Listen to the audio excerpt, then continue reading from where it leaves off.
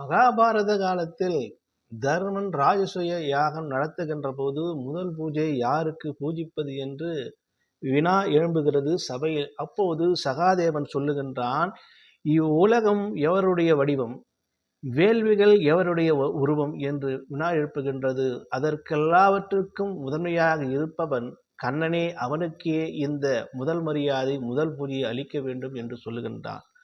அப்போது சிசுபாலன் குறுக்கிட்டு கண்ணனை இழித்து பழித்து பேசுகின்ற போது கண்ணன் கோபம் கொண்டு தன்னுடைய சுதர்சன ஆயுதத்தால் அவனை தலையை கொய்கிறார்.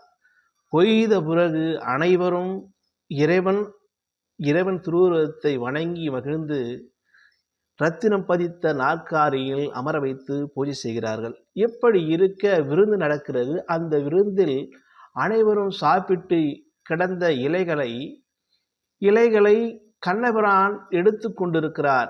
அங்கே அரசர்களெல்லாம் பார்க்கிறார்கள், எங்கே ரத்தின சிம்மாசனத்தில் கண்ணனை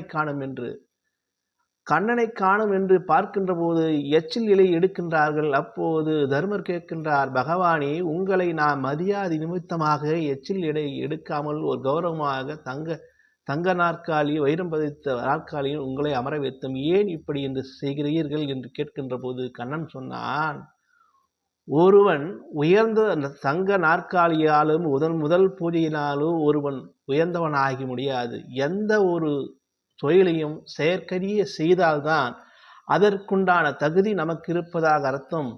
இந்த எச்சில் இலையை எடுக்கின்ற போது சேறு சகதியாக ஆகிவிடக்கூடாது என்பதற்காக, பக்குவமாக எடுக்க வேண்டும் என்பதற்காக ஊழியருக்கு நான் சொல்லிக் கொண்டிருந்தேன் என்று சொன்னார். அன்பு நண்பர்களே, இதே போன்றுதான் நம்முடைய மகாத்மா காந்தியடிகளும் ஒரு நிகழ்ச்சியை நடத்தினார். அதை நான் உங்களோடு மேற்கோள் கொள்ள விரும்புகிறேன். இனவெறிக்காக தென் அமெரிக்காவில் சுதந்திரத்திற்காக இவர் முன்னெடுத்த விஷயம் வெற்றியும் கண்டார்.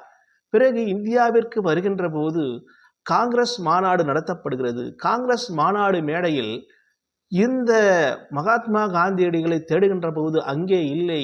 எங்கே இருக்கிறார் என்றால் கழிப்பறையில் கிடக்கிறார். அங்கே வாளியோடு கழிப்பறையை மலத்து எள்ளி வெளியே போடுகிறார்.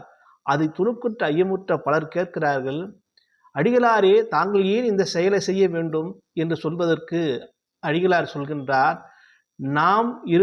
நாம் தலைவர்கள் நாம் எப்படி நடந்து கொள்ள வேண்டும் என்பதால் தன்னுடைய தொண்டர்களும் இந்த சமுதாயத்திற்கு விட்டுடுவார்கள். அவர்களை முன்னிறுத்த நான் தயாராக இல்லை. என் செயலை செய்தால்தான் பின்வரும் காலங்களில் இந்த மாநாட்டிற்காக வருகின்றவர்கள் நல்லொழுக்கத்தோடு இருப்பார்கள் என்பதற்காக மலத்தை அள்ளி போட்டேன் என்று சொன்னார். நானும் இக்கதையை சொல்லி முடிக்கிறேன்.